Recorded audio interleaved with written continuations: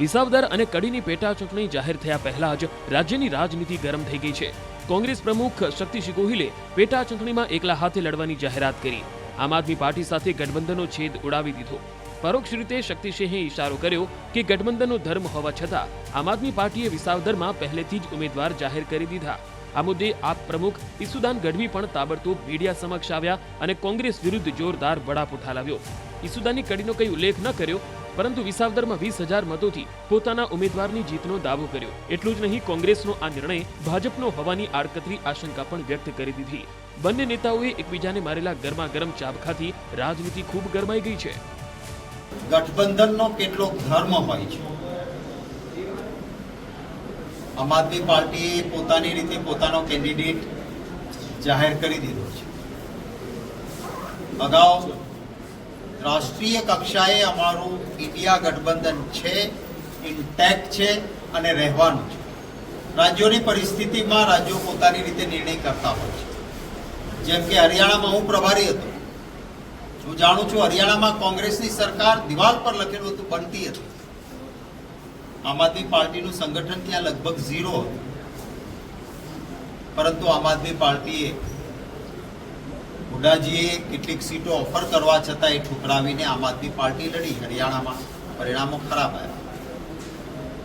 ગુજરાતમાં રાષ્ટ્રીય કક્ષાએ નિર્ણય થયો કે ઇન્ડિયા ગઠબંધનમાં સાથે રહેવાનું છે। એટલા માટે હું જ્યાંનો પ્રદેશ પ્રમુખ હોઉં એ જિલ્લો છોડવો મારા માટે અઘરો હોય, પરંતુ રાષ્ટ્રીય રીતે એ જાળવવા માટે ભરૂચમાં અમારી એક ઇમોશનલ ફિલિંગ હતી બધા, એમ છતાં ભરૂચ અને ભાવનગર જ એમનો આગ્રહ હતો તો છોડેલું હતું।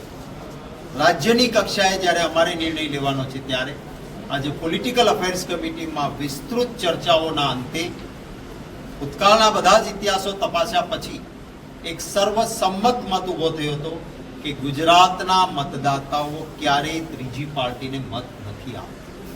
અહીંયા ભૂતકાળમાં લેફ્ટ દ્વારા કોશિશ થઈ, અહીંયા ભૂતકાળમાં સમાજવાદી પાર્ટી દ્વારા કોશિશ થઈ, જેમની પોતાની સરકાર હતી શંકરસિંહજી વાઘેલાની, એમણે પોતે પ્રયત્ન કર્યો પોતાની સરકાર હોવા છતાં માત્ર 4 182 માંથી ચૂંટાયા હતા। સ્વર્ગસ્થ ચીમનભાઈ પટેલે મને કહેલું હતું જ્યારે કોંગ્રેસમાં મર્જ થયા હતા કે મેં અલગ પાર્ટી બનાવીને પ્રયત્ન કર્યો, પટેલોનો પાવર, મારી સમજણ, રાજકીય ગુણે બધું, પરંતુ ગુજરાતી મતદાર ત્રીજી પાર્ટીને મત આપતો નથી અને એટલે મેં નિર્ણય કર્યો કે પાછું કોંગ્રેસમાં જ વિસર્જન કરીશ। ચાણક્ય કહેવાતા પોલિટિક્સના। એટલે આમ આદમી પાર્ટીને એક હવા ઉભો કરીને 11% મતો તોડીને કોંગ્રેસ પાર્ટીને જબરજસ્ત નુકસાન કર્યું એમણે, પરંતુ ગુજરાતી મતદાતાએ એમ છતાં વધારે મતો તો કોંગ્રેસને જ આપ્યા। મુખ્ય વિરોધ પક્ષ એ કોંગ્રેસ પાર્ટી જ રહી છે। આ સંજોગોમાં વિસ્તૃત ચર્ચાના અંતે ગુજરાતીઓના હિતમાં કોંગ્રેસ પક્ષે નક્કી કર્યું છે કે વિસાવદર અને આ બંને બેઠકો કોંગ્રેસ પક્ષ પોતાના સિમ્બોલ પર મજબૂતીથી જીતવા માટે લડશે। આ કોનો નિર્ણય છે મને ખબર નથી। અમે સાંભળ્યું છે રાહુલ ગાંધીજીએ કહ્યું હતું કે ભાઈ ઘણા નેતાઓ કોંગ્રેસના એવા છે કે જે ભાજપની બી વિકલ્પ તરીકે કામ કરે છે। એમનો છે કે કોનો નિર્ણય છે ખબર નથી, પરંતુ એક વાત બહુ ક્લિયર છે, ગુજરાતની જનતા એ મન બનાવીને બેઠી છે, વિસાવદરની જનતા મન બનાવીને બેઠી છે કે કોઈ પણ રીતે ભાજપને હરાવો, ભાજપની તાનાશાહીને ખતમ કરો। 30 વર્ષથી ભાજપની જે તાનાશાહી છે, અજગર જેવો ભરડો છે, અને એ ભરડામાં અત્યાર સુધી કોંગ્રેસ લડતી જ હતી ને, ક્યાં નહોતી લડતી? અને કોંગ્રેસે પેટા ચૂંટણીઓમાં પણ 5માં આમ આદમી પાર્ટીએ એમને ટેકો આપ્યો હતો, તોય કોંગ્રેસ તો જીતી નથી શકી। કોંગ્રેસ જીતી શકત તો અમે કહીએ છીએ કે ભાઈ કોઈ પણ ગુજરાતની જનતાને હરાવો તમે, પણ નહીં હરાવી શક્યા તમે। પેટા ચૂંટણીઓ, તમે ભાવની ચૂંટણી પણ હારી ગયા છો। ગઠબંધનના પોતાના કોઈ કેટલાક ધર્મ હોય છે, અને મેં પહેલાં પણ કહ્યું છે કે જે પણ કંઈ નારાજગી હોય તો એ નારાજગીને તો બેઠકોમાં સમાધાનો થતા હોય છે।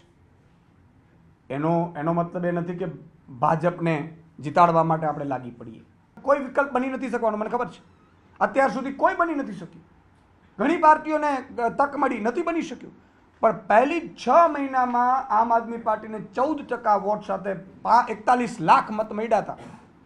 એટલે ગુજરાતની જનતા વિશ્વાસ રાખે અને અમારા કાર્યકર્તાઓ અત્યારે લાગી પડ્યા છે અને મજબૂતાઈથી આગામી ચૂંટણીઓ આમ આદમી પાર્ટી લડશે.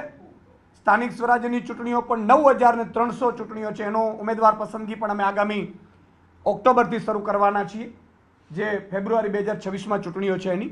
એટલે અમે અમારી તૈયારી ફૂલ ફ્લેજમાં અત્યારથી ચાલુ કરી દીધી છે અને ગુજરાતની જનતાને વિશ્વાસ અપાવીએ છીએ કે એક પણ હવે તમે કોઈ પણ ખોટી બાબતોમાં કે ખોટી અફવાઓમાં આવતા નહીં.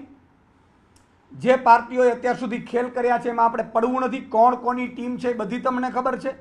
ખુદ રાહુલજીએ પણ એક વાત કીધી છે કોંગ્રેસના નેતાઓને લઈને, માર નથી કેવી, એ તમને બધાને ખબર છે. એટલે હવે એક જ પાર્ટી જે ભાજપને હરાવી શકે અને ભાજપ સામે લડી શકે એ આમ આદમી પાર્ટી છે. એટલે કોઈ કન્ફ્યુઝનમાં તમે રહેતા નહીં. એક વાત બહુ ક્લિયર છે, ગુજરાતની જનતા માટે કોઈ લડી શકે, કોઈ મજબૂતાઈથી ભાજપને હરાવી શકે અને ભાજપની એક એક તાનાશાહી સામે લડી શકે તો એ ગુજરાતમાં આમ આદમી પાર્ટી છે. અને રહી વાત વિસાવદર સીટની, ગઠબંધન સીટની, તો વિસાવદરમાં અત્યારે ત્રણેય પાર્ટીઓમાં મજબૂતમાં મજબૂત કોઈ ઉમેદવાર હોય તો એ ગોપાલ ઇટાલિયા છે. જ્યારથી ગોપાલભાઈને ઉમેદવાર તરીકે જાહેર કર્યા છે ત્યારથી ભાજપના ખેમામાં સોંપો પડી ગયો છે. ભાજપ હંમેશા વિચાર કરતું હતું કે કયો ઉમેદવાર લડાવીએ અમે. અને અત્યારે આપ સૌ પત્રકાર બંધુઓને પણ ખબર છે કે વિસાવદરમાં એક તરફી માહોલ છે આમ આદમી પાર્ટી. અને વિસાવદરની જનતા ખમીરવંતી જનતા છે, ખેડૂતો સ્વમાની ખેડૂતો છે. ભાજપે વારંવાર ખેડૂતોનું અપમાન કર્યું છે, ત્યાંથી ધારાસભ્યોને ખરીદીને બેસાડીને, અને એ અપમાનનો બદલો લેવા માટે વિસાવદરની જનતા અને વિસાવદરના ખેડૂતો ત્યારે એક થયા છે. ત્યારે મારે કહેવાનું છે કે આમ આદમી પાર્ટી મજબૂતાઈથી લડશે વિસાવદરની ચૂંટણી અને વિસાવદરની જનતા ફરીથી ભાજપને હરાવશે અને આમ આદમી પાર્ટીને જીતાડશે. રહી વાત ગઠબંધનની, તો ગઠબંધનમાં જે પાર્ટીએ જે કોંગ્રેસે પોતે નિર્ણય લીધો છે એ પોતાનો નિર્ણય હોઈ શકે છે, પરંતુ વિસાવદરની જનતા અને ગુજરાતની જનતા એ બહુ ક્લિયર મગજથી ચાલનારી પાર્ટી જનતા છે. ગયા વખતે પણ ત્રણેય પાર્ટીઓ લડી હતી ત્યાં વિસાવદરમાં. કોંગ્રેસને માત્ર 12-14 હજાર વોટ જ મળ્યા છે. બાકી વિસાવદરની જનતાએ આમ આદમી પાર્ટીને મત આપીને ભાજપને હરાવ્યું છે. ગયા વખતે પણ 2022ની ચૂંટણીમાં પણ આમ આદમી પાર્ટીએ 14% મત ઓવરઓલ અને આદિવાસી અને સૌરાષ્ટ્ર વિસ્તારમાં 25% મત મેળવ્યા છે. એટલે એ વાત બધાએ ભૂલી જવી જોઈએ કે ગુજરાતમાં ત્રીજો પાર્ટી એક જ પાર્ટી હવે છે ગુજરાતમાં જે મજબૂતાઈથી લડી શકે છે ભાજપની સામે, ભાજપની અજગર જેવી બરડાને તાનાશાહીથી ગુજરાતની જનતાને છોડાવી શકે છે તો એ આમ આદમી પાર્ટી છે. અમે તમારા એક એક પ્રશ્નોની સાથે ઊભા રહેશું. અમે કોઈ સેટિંગમાં નહીં પડીએ. અમે કોઈ ભાજપની બી ટીમ કે વિકલ્પ ટીમ કે જે રાહુલજીએ કીધું છે એવું નહીં થવા દઈએ. તમે અમારા ઉપર વિશ્વાસ મૂકો. અમે બધું છોડીને એટલા માટે આવ્યા છીએ કે 30 વર્ષના ભાજપની તાનાશાહીને આપણે હરાવવું છે, એને ભગાડવું છે અને ઘર ભેગા કરવા છે. ભાજપના નેતાઓએ જે લૂંટ ચલાવી છે ગુજરાતની જનતા ઉપર, અત્યાચાર કરે છે, અન્યાય કરે છે, એનો બદલો લેવાનો છે. એટલે ક્યાંય કોઈ કચાશ જનતા ન રાખે ને ખાસ કરીને વિસાવદરની જનતા એનો પહેલો પરચો આપે. વિસાવદરમાં આજે વિસાવદરની જનતાની પણ પરીક્ષા છે. મારી અપીલ છે ખેડૂતોને, વિસાવદરની જનતાને, કે આ લોકો ષડયંત્ર કરી રહ્યા છે ગોપાલ ઇટાલિયાને આમ આદમી પાર્ટીને હરાવવા માટે. એ લોકો એવી કોશિશ કરી રહ્યા છે કે કઈ રીતે ભાજપ ફરી તમારો અપમાનનો બદલો તમે લઈ ન શકો એવો પ્રયાસ કરે, પરંતુ ભાજપને અહીંયાથી ખદેડી મૂકવાનો છે. અને ગયા વખતે આમ આદમી પાર્ટીને 66,000ની આસપાસ મત મળ્યા હતા. ત્રીજી પાર્ટી છે, મને લાગે છે એને 12,000 થી 15,000 જ મત મળ્યા હતા. પણ એમાંય પણ મારી વિનંતી છે ત્યાંની વિસાવદરની જનતાને એક પણ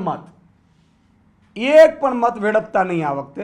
આ વખતે ભાજપને 20,000 મતોથી ત્યાં વિસાવદરની જનતા હરાવશે. અને ભાજપને હરાવવાની આ ચૂંટણી છે, ભાજપને પરચો દેખાડવાની આ ચૂંટણી છે, ખેડૂતોનો બદલો લેવાની આ ચૂંટણી છે. અગાઉ કોંગ્રેસ સાથે ગઠબંધનની વાતને લઈને ગોપાલ ઇટાલિયાએ કોંગ્રેસ પર પ્રહાર કર્યા હતા, જેના કારણે પણ કોંગ્રેસ નારાજ થઈ હતી. માનવામાં આવી રહ્યું છે કે ઇટાલિયાની આ ઉતાવળ જ ગઠબંધન ન થવાનું કારણ હોઈ શકે છે. राहुल गांधी जी जब गुजरात में आए तब उन्होंने खुद कांग्रेस कार्यकर्ताओं की मीटिंग में ये कहा कि गुजरात के 25 से ज़्यादा नेता बीजेपी के लिए काम कर रहे हैं। अब आप बताओ गठबंधन करना किसके साथ है? जब राहुल गांधी जी खुद ये मानते हैं कि उनके नेता बीजेपी के लिए काम कर रहे हैं, मान लो हमको गठबंधन करना है तो किससे करे? नेता कांग्रेस का है लेकिन काम तो बीजेपी का कर रहा है और उसको ऑथोराइज किया राहुल गांधी जी ने, तो गठबंधन करना किसके साथ है बताओ? अब ये भी तो बड़ी दिक्कत है। तो जब गुजरात में बीजेपी और कांग्रेस दोनों एक ही है और उस बात पे सिक्का लगा रहे, थप्पा लगा रहे राहुल गांधी जी, तो हम किससे गठबंधन करें? हम तो जनता से दिल का बंधन करेंगे, दिल से दिल की बात करेंगे, आगे बढ़ेंगे और 27 में सरकार बनाएंगे। વાતચીત વિના એકતરફી જાહેરાત કરવી અને બીજી બાજુ ભાષાની મર્યાદા વિના કોંગ્રેસ ઉપર આરોપનામા મૂકવા, સહયોગ લેવો છે અને પાછું બીજી બાજુ કોંગ્રેસ ઉપર ગમે એવું આરોપે મૂકવા છે। જે રીતે તાજેતરના પરિણામો સ્થાનિક સ્વરાજના છે, ગુજરાતની મોટા ભાગની સ્થાનિક સ્વરાજની સંસ્થામાં આપે ડિપોઝિટ ગુમાવી છે। આપના ઉમેદવારો મોટા ભાગની જગ્યાએ લડી શકે એવી સ્થિતિમાં નહોતા, ત્યારે આપ એની રાજકીય અપરિપક્વતા સાથે માત્ર અમે કઈ તેમ વર્તવી એ દિશામાં આગળ વધી રહ્યો તેવું દેખાય છે। વધુ એક વખત એમને અપરિપક્વતાનો નજારો કર્યો છે।